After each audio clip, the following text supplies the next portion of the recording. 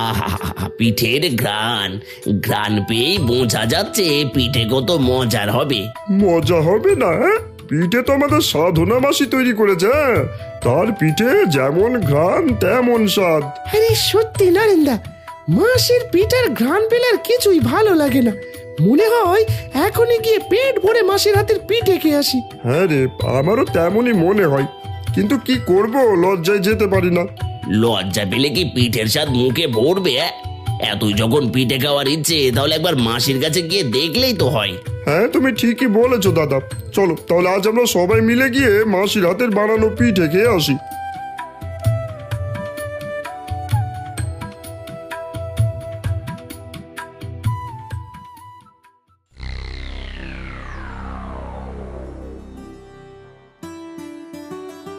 আহা, মাসি আবার পিঠা তৈরি করছে? না, মাসির পিঠার ঘ্রাণে আর থাকতে পারবো না। তাহলে কি প্রতিদিনের মতো আজও যাবে? তোমার মধ্যে কি লজ্জা শরম কিছুই নেই? আরে রাখো তোমার লজ্জা শরম। অমন পিঠার ঘ্রাণে কি লজ্জা করে থাকা যায়? এখন ওই পিঠা না খেলে তো আর কোনো কাজই করতে পারবো না। এতই যখন পিঠে খাওয়ার ইচ্ছা, তাহলে আটা, গুড়, চিনি, দুধ এনে দিলেই তো হয়। বাড়িতে পিঠে বানিয়ে নিজেও দুটো খেতে পারি। আরে তোমার হাতের পিঠে আর মাসির হাতের পিঠে অনেক তফাৎ আছে, বুঝলে? কেন? আমার হাতের পিঠে কি মিষ্টি লাগে না, তেতো লাগে? তেতো লাগবে কেন? গুড় চিনি দিলে তো মিষ্টি লাগবেই। তবে মাসির হাতের পিঠের মতো তোমার হাতের পিঠে মজা লাগে না। তুমি পিঠে তৈরি করলে তো তার ঘ্রাণ বাড়ির চৌকাট পেরোয় না। আর দেখো, মাসির হাতের পিঠের ঘ্রাণ পুরো গ্রাম ছড়িয়ে পড়ে।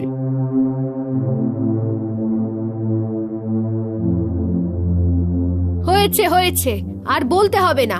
চলো, আজ আমিও যাব মাসির কাছে, তার পিঠে বানানো বন্ধ করে আসব। রোজ রোজ স্বামীর মুখে নিজের বদনাম শুনতে আর ভালো লাগে না। চলো।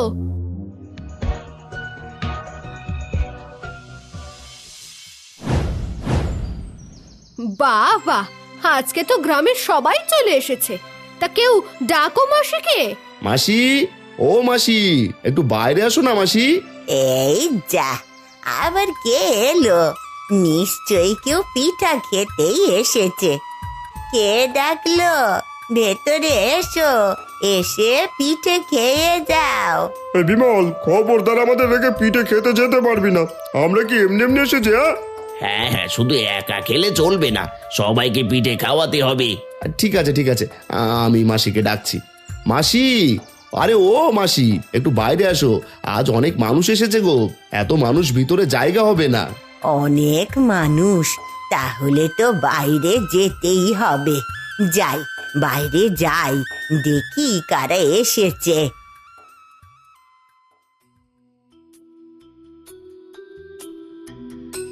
কি ব্যাপার গো, আজকে গ্রামের সবাই আমার বাড়িতে? তা কি মনে করে? কেন এসেছে জানেন না? আপনি পিঠা তৈরি করলে সারা গ্রামে ঘ্রাণ ছড়িয়ে পড়ে, কেউ না এসে থাকতে পারে না। ও, এই কথা। এতে আর সমস্যা কি? আমার তো আপন বলতে এই গ্রামবাসীরা ছাড়া আর কেউ নেই গো। গ্রামে সবাইকে যদি একটু পিঠে খাওয়াতে পারি, তাহলে তো আমারই ভালো লাগবে। তোমরা সবাই দাঁড়াও, হ্যাঁ দাঁড়াও, আমি সবার জন্যই পিঠে নিয়ে আসছি। হ্যাঁ হ্যাঁ, আপনার হাতের পিঠে খাওয়ার জন্যই তো এসেছি। নিয়ে আসুন নিয়ে আসুন। শোনো মাসি, তুমি পিঠা তৈরি করে সবাইকে খাওয়ালে আমার কিছু যায় আসে না, কিন্তু তোমার পিঠের মতো আমরা পিঠে তৈরি করতে পারি না বলে রোজ রোজ অপমান হতে ভালো লাগে না। কেন রে, তোদের কেউ তো পিঠে তৈরি শিখিয়ে দিয়েছে, তাহলে তোদের রোজ রোজ কথা শুনতে হবে কেন? যতই শেখাও তোমার মতো হয় না, তাই তুমি আজ থেকে আর দিনে পিঠে তৈরি করবে না। প্রয়োজন হয় রাতে একা একা পিঠে তৈরি করে খেও। ঠিক আছে, আজ রাত থেকেই পিঠে তৈরি করব। আর এখনকার মতো সবাই পিঠে খেয়ে তারপর যাবে। আমি এখনই সবার জন্য পিঠে নিয়ে আসছি।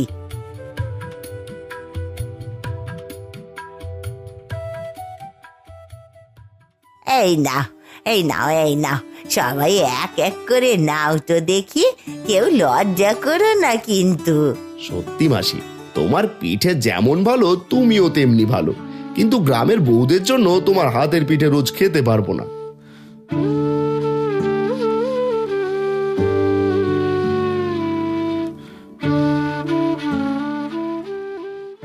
সেদিন থেকে মাসি আর দিনের বেলা পিঠে তৈরি করে না।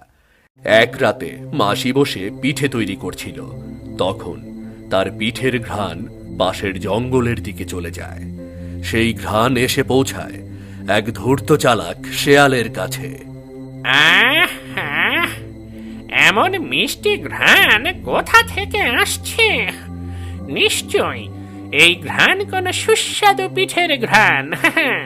কতদিন হলো পিঠে খাই না, এই ঘ্রাণ পেয়ে পিঠে খেতে মন চাইছে। যাই একটু ঘুরে আসি, বুদ্ধি করে যদি একটু পিঠে খেতে পারি।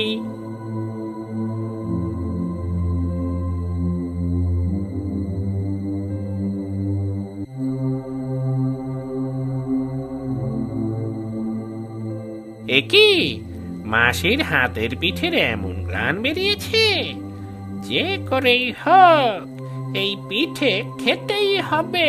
হুক্কা হুয়া। মাসি, ও মাসিমা, শুনছ মাসিমা? আরে শিয়াল পণ্ডিত যে, কি হয়েছে, ডাকছিস কেন? মাসিমা, বাইরে অনেক শীত পড়েছে গো, একটু ভেতরে আসতে দেবে? উনুনের পাশে বসে শরীরটা গরম করতাম। আরে আয়, ভেতরে আয় দেখি। এই উনুনের পাশে তো অনেকটা জায়গা ফাঁকাই আছে, আয়।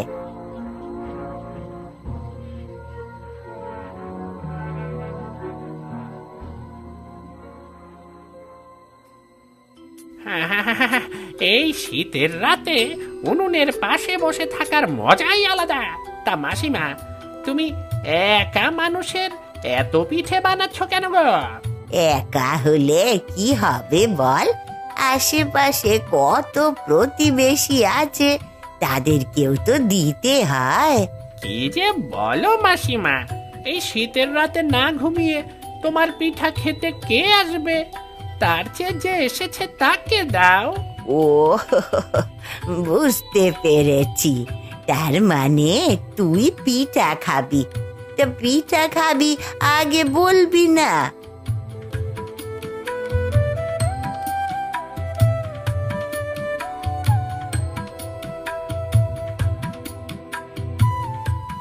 নে, এই দুটো পিঠা তুই খা।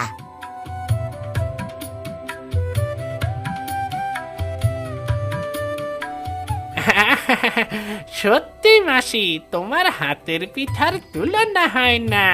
হয়েছে হয়েছে, আর প্রশংসা করতে হবে না। যা, এবার চলে যা। হ্যাঁ, যেতে তো হবেই, কিন্তু ভাবছি তুমি এত পিঠা তৈরি করো, আজ পর্যন্ত কেউ তোমাকে পিঠা তুলে খাওয়ায়নি। তাছাড়া তুমিও নিজে হাতে কাউকে পিঠা তুলে খাওয়াওনি।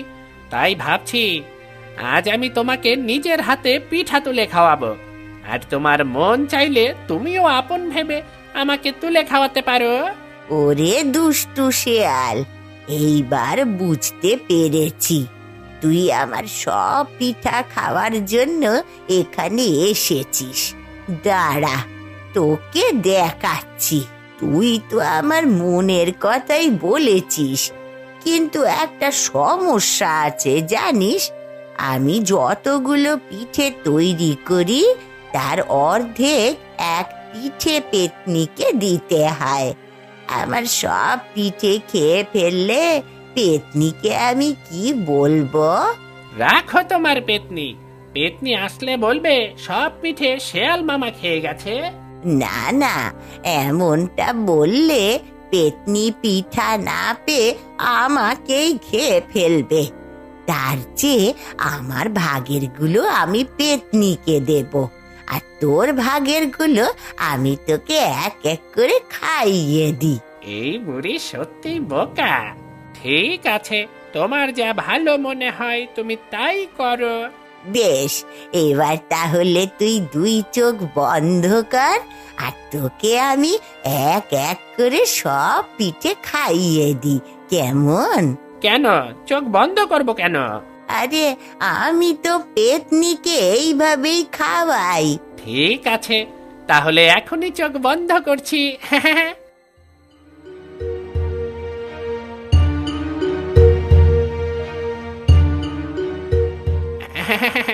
চোখ বন্ধ করে পিঠা খাওয়ার মজাই আলাদা। দাও দাও দাও, আরো দাও।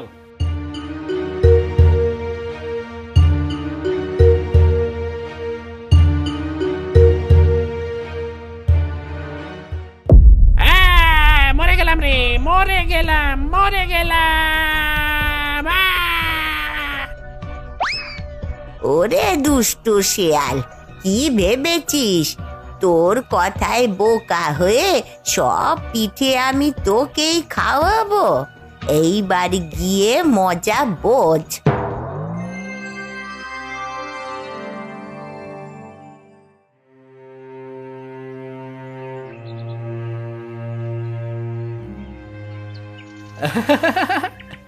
দেখেছো তো পিঠে খাওয়ার মজা? মুখটা পুড়িয়ে একদম কালো করে দিয়েছে। এই চুপ কর। বুড়িকে বোকা ভেবে সহজেই সব পিঠে খেতে গিয়েছিলাম, কিন্তু বুড়ি যে এত চালাক তা জানা ছিল না। এবার যে করেই হোক বুড়ির সব পিঠে আমি সাবার করে দেব। একবার গিয়েই মুখ পুড়িয়ে বাদর হয়ে এসেছ, এবারে গেলে কোথায় আগুন ধরিয়ে দেবে বুঝতে পারছো? সে নিয়ে তোদের ভাবতে হবে না। যা, তোরা তোদের কাজ কর। যা যা এখান থেকে। হ্যাঁ যাচ্ছি, কিন্তু ভালো চাইলে আর সেখানে যেও না।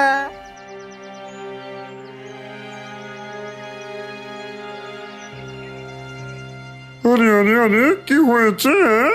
এমন কালো মুখ নিয়ে বসে আছিস কেন? আর বলিস না, বনের পাশে যে বুড়ি আছে না, ওই বুড়ি দারুণ পিঠে তৈরি করে।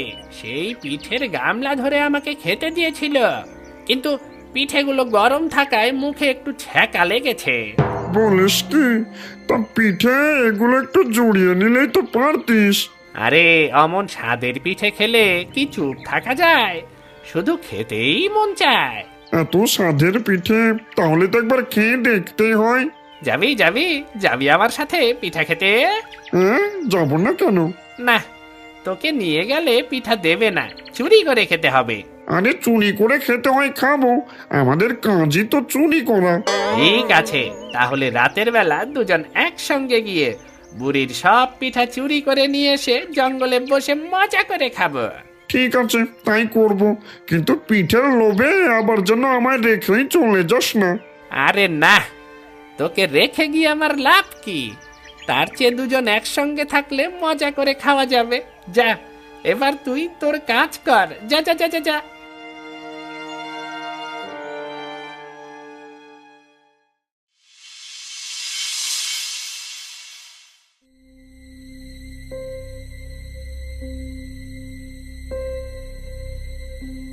পেয়েছিস পেয়েছিস পিঠার ঘ্রাণ?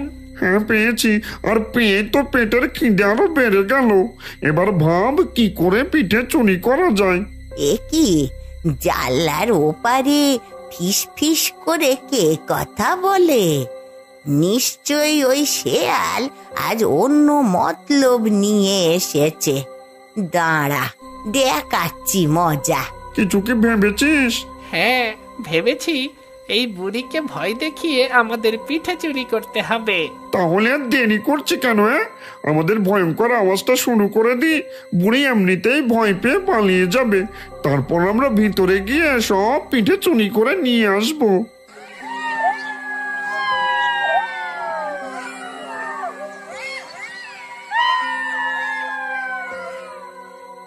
ওরে দুষ্টু শেয়াল, আমাকে ভয় দেখাচ্ছিস? দাঁড়া, এবার তোকে গরম তেলের ছ্যাঁকা খাওয়াবো।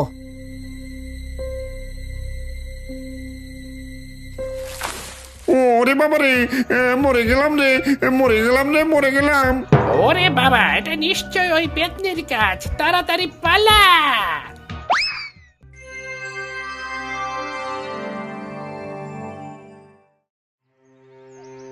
না, এবার আর পিঠা খাওয়া হবে না। এবার প্রতিশোধ নিতে হবে। ওই বুড়িকে একটা উচিত শিক্ষা দিতেই হবে। যাই, বাঘ মামার কাছে যাই, বাঘ মামাকে নিয়েই বুড়িটাকে উচিত শিক্ষা দেব।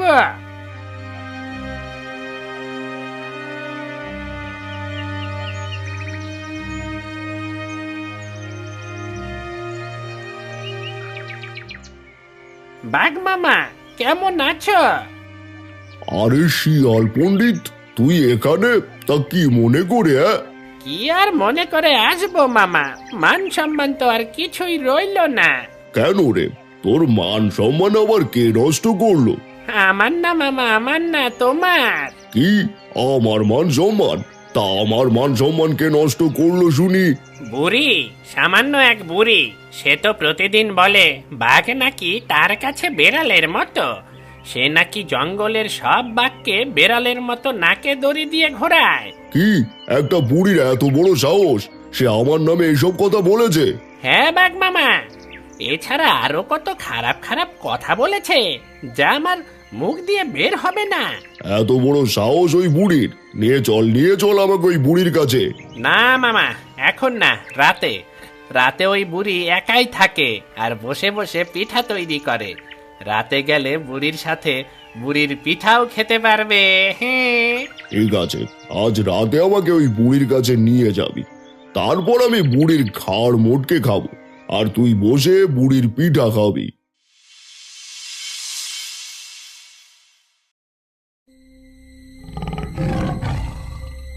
এ কি, এ তো বাঘের গর্জন বলে মনে হলো।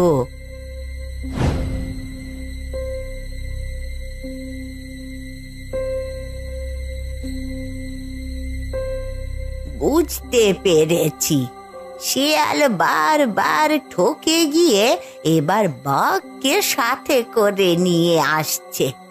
দাঁড়া, দেখাচ্ছি তোদের। আরে আরে বাঘ মামা, এসেছো? তোমার তো সেই কবে আসার কথা ছিল গো। সেই কবে থেকে শিয়ালের কাছে তোমাকে দাওয়াত পাঠাচ্ছি, আর তুমি আজ আসছো? কি রে পণ্ডিত, এখন এত সম্মান করছো কেন? আর এসব কি বলছে? এসব মিথ্যা কথা, নিশ্চয়ই ভয়ে এমন সম্মান দেখাচ্ছে। ও মা, মিথ্যে বলবো কেন গো? তোমাকে তো সম্মান করতেই হবে। তুমি হলে বনের রাজা। শিয়ালকে তো সেই কবে থেকেই বলছি, ওরে বাঘ মামাকে নিয়ে আসিস, সঙ্গে করে নিয়ে আসিস। তা তোমার জন্যই তো আমি প্রতিদিন পিঠাও তৈরি করে রাখি গো। শিয়াল, তোর এত বড় সাহস, তুই আমাকে মিথ্যা বলে এখানে এনেছিস? না বাঘ মামা, আমি তোমাকে মিথ্যা বলিনি। তা মিথ্যে বলেনি, ঠিক আছে, কিন্তু এর আগে শিয়াল তোমার কথা বলে 2 দিন পিঠা নিয়ে গেছে। তে সেই পিঠা কি তুমি পেয়েছো? না তো, আমাকে তো কোনো পিঠা দেয়নি। শিয়াল, আজ তোর খবর আছে।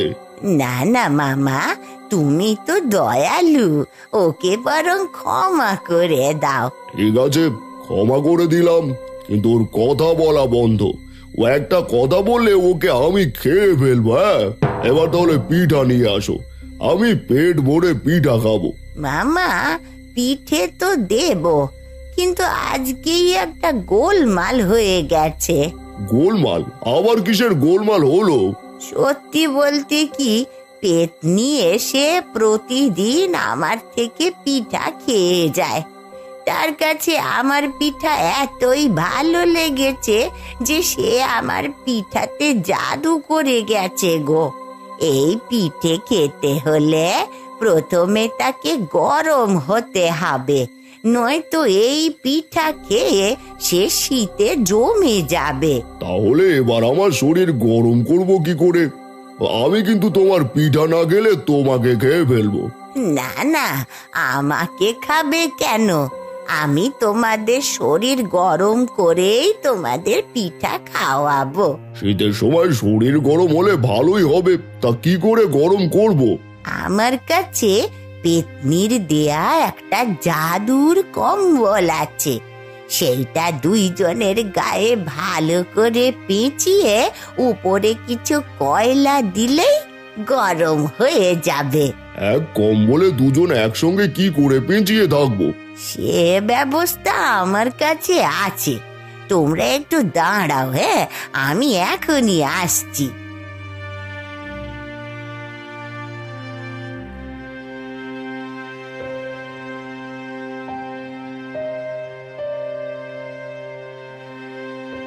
এ কি, শিকল দিয়ে কি করবে? এই যে এইটা দিয়ে দুইজনকে একসঙ্গে পেঁচিয়ে দিলে তবেই এক কম্বলের মধ্যে দুজনের শরীর গরম হয়। ঠিক আছে ঠিক আছে, যা করার তাড়াতাড়ি করো।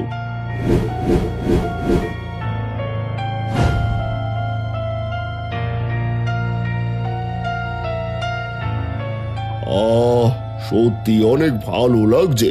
হ্যাঁ, আর কিছুক্ষণ থাকো, তারপর ভিতরে গরম হয়ে যাবে, তখন তোমাদের পেট ভরে পিঠা খাওয়াবো।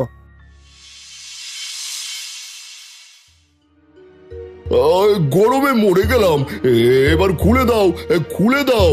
খুলে দেব? দুষ্টু বাঘ, কি ভেবেছিস আমি তোকে ভয় পাবো? আর আমি তো বাঘকে বেড়ালের মতো না চাই রে। তোর মতন কত বাঘকে আমি শুটকি বানিয়ে ঘরে টাঙিয়ে রেখেছি। এবার তোদের দুইজনকে একসঙ্গে শুটকি করব। বাঘ মামা, তুমি তো আমার কথা বিশ্বাস না করে আমার মুখ বন্ধ করে রেখেছিলে, এবার কি করবে? এখন তো দুজনেই শুটকি হতে হবে গো। আরে তোর কথা না শুনে আমার ভুল হয়ে গেছে, বুড়িমা আমাদের ক্ষমা করে দাও, আমাদের ছেড়ে দাও, আমাদের শুটকি করো না। ছেড়ে দেব? এখানে যে বাঘ একবার আসে সে আর ফিরতে পারে না বাছা। দাঁড়া, তোদের শায়েস্তা করার ব্যবস্থা করছি আমি। কে আছো গো? বাঁচাও বাঁচাও, বাঘ এসেছে গো, বাঘ বাঁচাও, বাঘ এসেছে, বাঘ বাঁচাও আমায়। এ কি মাসি, তুমি তো বাঘকেই আটকে রেখেছো, তাহলে এবার চিৎকার করছো কেন? আরে চিৎকার করব না, এদের শায়েস্তা করতে হবে না নাকি? এরা তো তোদের জন্য বানানো পিঠা আর আমাকে খেতে এসেছিল রে। বলো কি মাসি, এই ছিচকে বাঘের এত বড় সাহস? হ্যাঁ, তবে তুমি এদের আটকে রেখেছো, ভালোই হয়েছে। এবারে শীত আবার ভালো একটা পোশাক নেই, এই বাঘের চামড়া দিয়ে ভালো একটা পোশাক তৈরি করব। হ্যাঁ, শিয়ালের চামড়াটাও কিন্তু ফেলে দেব না, ওটা দিয়ে আমি একটা ঢোল বানাবো। ওরে বাবা, বাঘ মামা, আমরা তো ফেসে গেছি, এবার মরা ছাড়া আর কোনো উপায় নেই। মরলে তুই মর, আমি চললাম।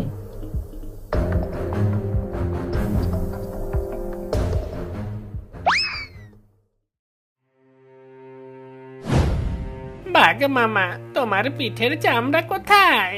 তোর লেজ যেখানে আমার পিঠের চামড়াও সেখানে। আবার না হয় চামড়া হতে কতদিন সময় লাগবে, কিন্তু তুই লেজ পাবি কোথায়?